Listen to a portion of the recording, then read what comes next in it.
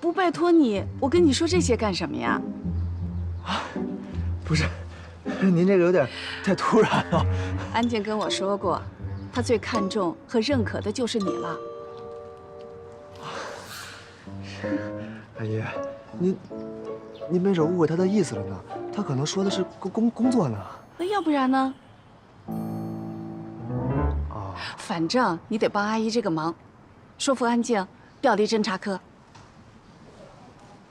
哎，阿姨，他是科长，我就是个组长，就怕我开口也不太合适啊，而且最后肯定要挨顿臭骂。我不跟你开玩笑，你想想平时安静都是怎么帮助你的，不管是你的工作还是你的家庭，她都尽心尽力的帮你。我的家庭，反正你要是拿她当朋友的话，你就帮阿姨这个忙。我能够害她吗？这时间